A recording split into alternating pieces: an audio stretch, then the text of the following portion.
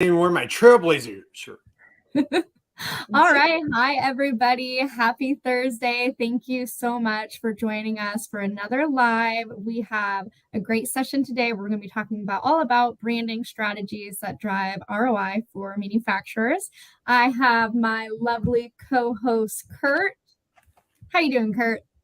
Sammy Joe, happy Thursday, my friend. It's just such an amazing, incredible, glorious day. And do you know why it's such a glorious day?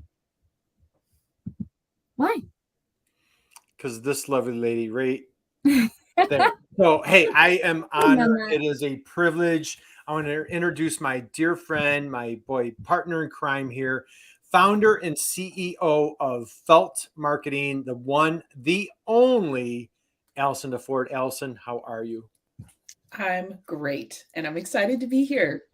All right. Wait, we have so much to cover. You know what, Sammy Joe, it's all seriousness today when Allison DeFord is on stage. Not really, but let's kick it off. Let's hit these questions fast and furious. Perfect. So thank you so much for being here, Allison. I'm super excited to get to interview you and hit you some good questions and talk all about branding strategies. The first question I want to talk about is, why is branding and marketing so important for manufacturers? Love that question. I want to break that into a two-part answer. I think a lot of times manufacturers maybe confuse branding and marketing and they lump it into one thing. So I want to be really clear to uncover brand, right, is about you and your promise and what you mean to the people who will care. So what does that look like? Many manufacturers that I meet are lacking that strong brand foundation. So the way that you can improve that is pay attention to your unique value proposition. Do you even have one? What does it look like? Can somebody come to your website and ascertain in 5 seconds what's in it for them? What's that promise? Do you have a personality, a brand voice? Like, do they recognize your content when they see it? And, what's your culture like? Like, all of this is branding. So I would say be mindful of maybe shoring up your brand infrastructure first. And second, marketing. Why would we want to market as a manufacturer? Well, the old way of thinking about marketing is that it's at people, right? Mhm. Let's interrupt. Let's get their attention. They need to know about us. And the truth is, they don't give two shits about you. They care. Can I cuss on this? I probably shouldn't. They care about themselves, right? And what's in it for them. How can a company make their life better, make their job easier? So think about marketing as this is your mega opportunity, right? It's like not just a megaphone, but a way to connect and communicate and listen. Yes, I said listen. I think a lot of us get caught up with how are we going to market at people instead of going, wow, maybe we could spend some time on LinkedIn listening, right? Being mindful, paying attention to what our audience is even talking about. So that's the most important reason to build a strong brand and then market on behalf of and for the people who will care. So, and today's marketing is like you can create one conversation and turn it into 15 pieces of content. So you can market at scale and it doesn't cost you an arm and a leg. I hope that wasn't too long. Oh, that was fantastic, man. We have so much unpack right there. So now let me get this straight, Allison, if I have this correct. So people really, other than our moms, people really don't care about us. Is that what you're trying to say? Is that the sad reality? So on that note right there, so Sammy Joe, I don't know if you knew about this, or like in the past few years, there was like this little thing going around the globe. It's like this awful, dreaded disease. It was just awful. I don't. It was almost like a pandemic. Did you guys? I don't know. Alaska, LA. Did you guys catch any of this? So Sammy Joe, do you have another question coming up about a dreaded disease? Can we go there, please? I think I do, Kurt. I think I know what you're talking about. All right, And we're talking about the wee-wee. The wee-wee syndrome. So now Allison, Not what you might think, everyone. can you please enlighten everyone? What is the wee syndrome from a manufacturer standpoint? Well, I thought about this, and forgive me, Kurt's heard this a million times, but it's relevant. So I grew up in Indiana, and I had all these male cousins, right? So when we were little, it's hot and humid there. They're running around with no shirt on, and I was jealous because I couldn't do that. And a couple, I don't know, like 15 years ago, I found this picture on Shutterstock, and it's of this little boy with no shirt on, and he's fascinated with his own belly button, his own navel, and he's making it talk. And my cousins used to do that, and I thought, oh my gosh. And then it clicked. It's like, wait a minute. We as manufacturers do this too, right? We get so caught up with our own navel. I've done it. We've all done it. So I'm not pointing fingers. And what we've learned is, so the wee syndrome is, take a look at your website. Take a look at a bunch of manufacturers' websites and do the 5-second speed test. Count how many times you see the word we. Then look through their social feeds. We won an award. We have this new product that's so great. We have 300,000 square feet of manufacturing space. We have a new machine. And what I want to impart on manufacturers, and I've seen this work, so I'm not just, talking out of my butt. I have real results to back it up. If you flip the script, this is how you solve this problem. It's easy. You could do it today without hiring anybody unless you need help, tweaking your website or your social. Flip the script and replace we with you. So why is that important? Well, that kind of goes back to the thing I was talking about a minute ago, right? With marketing. So and some manufacturers going to say, well, but aren't we supposed to talk about ourselves? Don't we? How would we do that? And I love doing before and afters. So I'll take, like an opening unique value proposition or an about us. About us should lead with you, right? That you are why we do this thing in the first place. You're why we build these parts for aerospace, and why, how we build these amazing, beautiful pieces of parts and machinery that go into the automotive industry. Why? That's the thing people care about. So if you flip the script and you lead with you, and trust me, you're going to connect faster with people, because this is all about emotional connection. The old mindset was that we need to tap into the rational side of the brain, right? Well, what we've learned is that people don't make decisions that way. And it's like, oh, what? We've been doing this wrong all this time. 80 or 90% of the time, they make decisions based on emotion. And most manufacturers look at me and they're like, what? What does that even mean? What do we do with that? And I said, what you're trying to do is connect to the heart of your ideal customer, right? So in years past, we've always want to be seen and we want to be heard, but now we also need to be felt. So when you make that emotional connection, you make sales easier.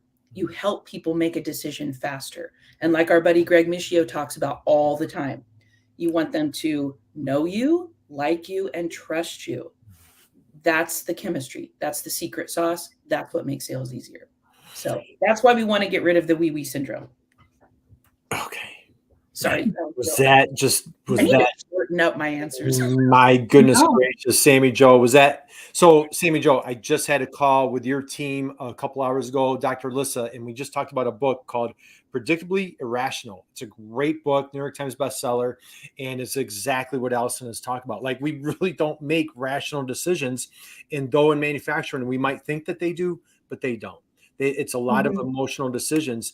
And so, again, for folks listening out there, whether you're catching us live or on replay, think about your LinkedIn profile. Think about your website. I was totally guilty of the wee syndrome until I met my dear friend, Dr. Allison. We do this, we do that, we. And exactly what, Allison, what you're saying. And it is so powerful when you see someone make that transformation on their LinkedIn, on their social platforms, in their content, with their blogging, on their website, of like, hey, Sammy Joe, what challenge are you facing today? How can I help you be better at what you do? So, Allison, as always, this is just a blockbuster. Sammy Joe, let's keep this party rolling. What else? What next do you have on the docket for us? All right. So can you please explain moving at the speed of culture and how that will help manufacturers with branding? Yes, and it doesn't just help them with branding. I think it's really important to remind your audience and any manufacturer watching this that it makes sales easier and leads to sustainable growth. So, what do I mean by that? Moving at the speed of culture means, which today, by the way, is one of your greatest assets: speed, right? Speed to market, speed to communicating, speed to responding. In the past, I think manufacturers typically adapted at their own speed, right? Or when they had time or budget, or maybe at the beginning of the year when you get all excited and you put your goals in in a document and everybody meets and we get all excited and we start and then it kind of peters off. Right? So that's how everybody adapted for many, many years. I've been guilty of it myself. So I like to always point that out, right? That we're not doing this, we're doing this. So what does it mean adapting at the speed of culture? Well, I was doing a Manufacturing Masters podcast recording yesterday with Lisa Ryan, who, by the way, if you all are not connected with her, please connect with her on LinkedIn. She's incredible. And she said, like we used to say, hey, it's not your granddad's, manufacturing business anymore. Well, she said something and it was like Kurt always says, mic drop moment. She goes, it's not 2019 anymore, people. And it was kind of a brick to the head. And she said, things have changed in 4 short years, and they're never going to go back to the way they were. So today, if you're taking months, right, to update your website, if you're taking a couple of weeks to get literature out to somebody or answer a question or address a negative comment on your website, right? I just did a WTMFG newsletter about this and a social post, hug your haters immediately. You can't wait anymore.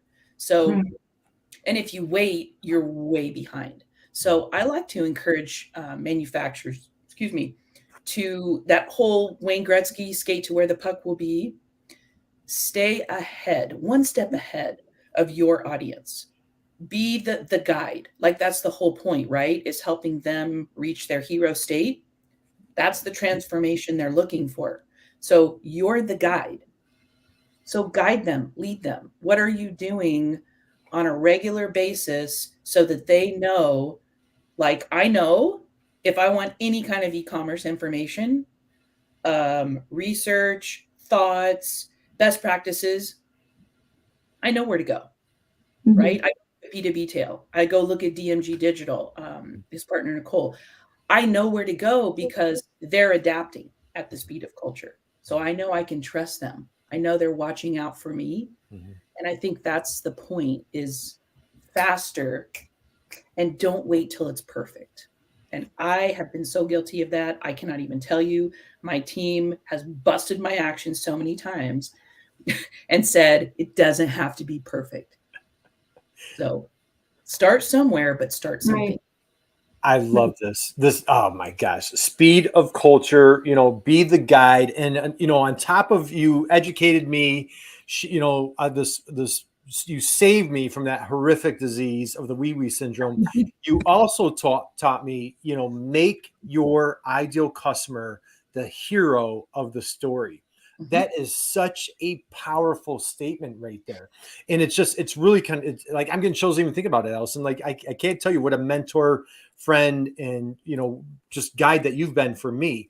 And you just think about like, make your ideal customer the hero of the story and how powerful that is. Man, I know we have a lot more to cover. Sammy Joe, what's next on our docket?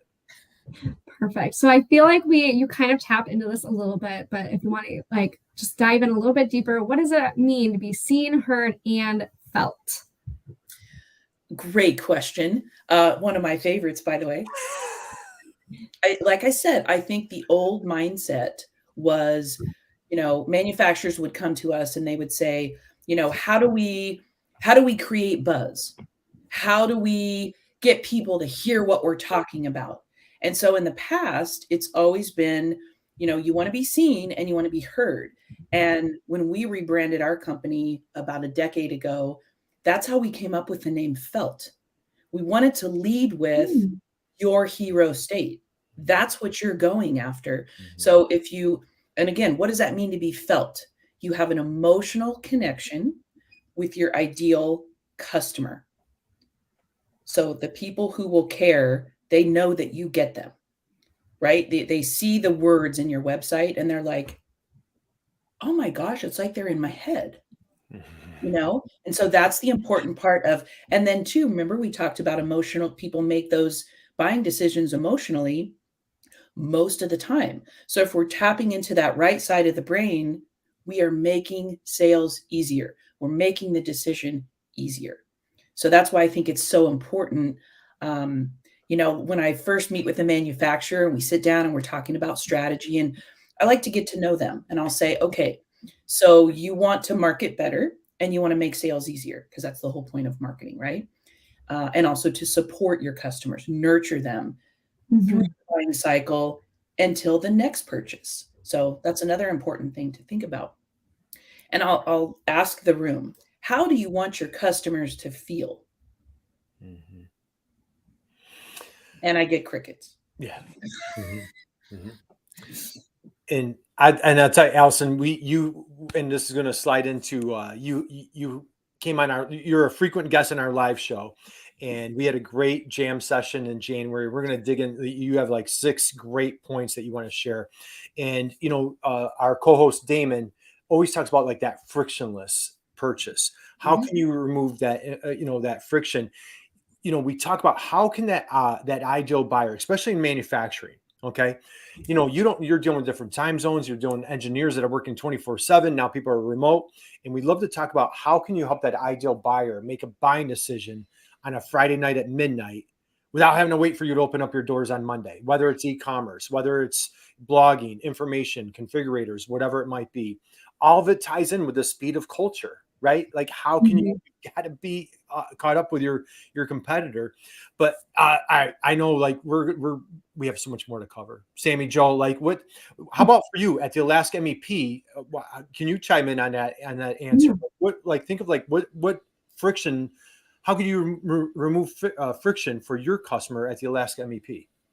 I think when it comes to removing friction, I think like one of our goals, like you said, Allison, so good. How do you want them to feel? And it's just like that just kind of makes you like think, like, are we really putting it out there like what we want them to feel? Because I feel like we want our manufacturers to feel inspired and innovative and kind of like they have I'm not, this isn't the right word, but like that they have like a hand, like a partner in this plan, that they're not alone. I feel like those are like the things that we want them to make them feel. And so are we utilizing the wee syndrome? Like I need to go back and like double check that I'm doing all that and really speaking to our customers. So it's been really insightful to me.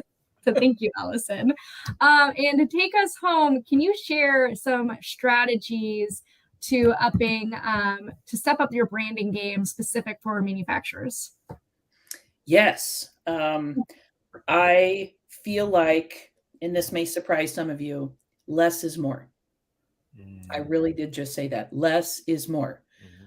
We even have that on our website, which is under major construction to improve it so that I'm practicing what we preach. But it says less marketing, more sales. Because people don't want more marketing. They want more sales. So what is that? What does the less is more mean? Too many goals, too many things on your marketing plate, and it can get overwhelming really quickly because the majority of manufacturers that we work with are small to mid-size. So most of the time they don't have an in-house marketing person. If they do, they probably don't have a team. And so it can be overwhelming. Plus, most of the people I work with don't have $1 million budget, annually. So I like to look at, okay, what kind of budget are you able to allocate? And what are your goals? Why are you spending this money? What is it that you're trying to create? What are you trying to build? Are you trying to attract 500 new customers? Most manufacturers look at me and laugh. They're like, no. I said, I know, right? Like maybe this many? What? How would that impact your business this year? And they're like, yes, please. So with that in mind, it's like, let's look at the budget. Let's look at your why. And then let's create something like a strategy that's reasonable, that makes sense. And you don't have to spend gobs of money on paid social, and you don't have to be on every social platform. So that's why I say less is more. Like, just get into the ring, right? And show up with a plan and start there. And then, you can scale from there. All right. So much to unpack right there. And I love what you're saying. We talk frequently about the fatigue, decision fatigue, software fatigue. And what you're hitting is social media fatigue. It's, again, Sammy Joe, we were on a call earlier with the team and, should we be on Pinterest? Should we be on Instagram? Should we be on LinkedIn? Should we be on YouTube? Should I do a podcast? Should I be on a live stream? It is daunting. It's overwhelming. And so, Allison, let's take it a step further. So less is more. You're practicing what you're preaching. And I love what you're saying. I'm shamelessly stealing that plug from you. How many customers do you need? 500? No, like maybe 2. Yeah. Right? Like 2 would be a not even 5, right? Like a 2 could be like a total game changer. Yeah. What are some tips? Like, how do you discipline yourself? How do you really determine? Because it's like, oh no, what if this was going to be, what if I passed on a silver bullet? I chose, Pinterest when I should have done LinkedIn. How do you help people make those decisions? Excellent question. You need to go do a little research. And so many manufacturers will say, I don't have time for that. Well, my response would be, then find somebody who does, pay them some money, right? It doesn't have to cost a lot, and have them do the research and come back to you and say, okay, where are your customers spending time? Right. And what we find are like procurement people. Those are usually one of the audience segments. Right. Distributors, engineers, where are they spending time on social media? Is it TikTok? How do I find out? Right. Go search for hashtags. Go see how many people are following hashtag engineering or hashtag, whatever's appropriate for you and your audience on Instagram, on Facebook, on Twitter. Just go take a look and then pay attention to some of the conversations that are happening from the people that you're trying to talk to. And that's how I encourage people to make that decision. TikTok isn't for everyone, but I'll tell you what, it's an awful big opportunity. And for years and years, I had manufacturers tell me, oh, our customers aren't online. Yeah. This was about websites. And I said, okay, you may not think they are now, but they're going to be. Right. Then it was social media. Oh, our people are contractors, architects, engineers. They're not on Instagram. Yeah. Until they are. Yeah. So I say do some research, do some listening. Right. Very important. You mentioned your newsletter. I want to make sure that, and I want Sammy Joe, I look forward to Allison's newsletter. It comes out every other Sunday. And I have to give a little warning, right? Allison, I do this every time I introduce your newsletter. If you're at your computer or you're on your phone, you cannot do what Allison's doing right now. You cannot be taking a drink. You can have no liquids in your mouth because you're going to be spitting them out on your keyboard or on your phone. It's one of the funniest. It's snarky and it is spot on. It's tough love with Allison. You hit home. dude, how do you do it? How do you come up? Like I read those things and just total awe of you. I'm like praising you. How do you come up with such brilliance every other Sunday? In all honesty, sometimes it's a crapshoot. Sometimes I have no utter idea what I'm going to talk about. And what I've learned is, first of all, making the commitment to show up forces you to create, forces you to follow through. So that's the first most important thing with that. Secondly, I am always inspired by everything around me. So I'm always consuming, and I carefully consume, by the way, because I can get really overwhelmed with too much social media myself. I don't know if it's because I'm getting older, but it's just, sometimes for me it's too much is too much. So Right. it's usually mentors that I follow, education, self-help, which I have a PhD in, by the way, self-help. So I'm constantly, looking at consumer brands. Right. I'm looking outside of manufacturing as well as inside. And a lot of times it'll just spark an idea. And I'll think, you know what? Like last week, I talked about hugging your haters. And I featured something that I got from Jay Bear, Baer. If you're not already following what he's doing, he's Right. incredible. And he has a book, Hug Your Haters. And he said it's his most popular book to date because it's a really important topic. Right. And he pointed out Oatly, the beverage brand. Yeah. They actually have an FUCK Oatly.com to address their haters. Right. Like they really went all in. Mm-hmm. And so anyway, it just kind of hit me. And I thought, God, how many manufacturers are just completely avoiding any negative comments? They don't know how to deal with them. They don't have a plan. This is important. Yeah. So, and then it really just flows from there. And I think the whole point of it, it's more about the letter than the news. It's about connecting with people like me, talking to you. It's not from my company, it's from me. Right. And it's really, I want you to feel like it's personal and that it was made just for you. And I want you to walk away feeling something. I want you to feel like, oh my God, I needed that laugh today. Oh my gosh, I needed to go look at that inspiration. Wow, I didn't know. That's a really good strategy. I'm gonna use that. So before we wind down, Sammy Joe, you have Allison, if I'm not mistaken, it looks like you have something behind you. Yeah. Can you share? It looks like Manufacturing Masters. Could you please share what is Manufacturing Masters with the folks?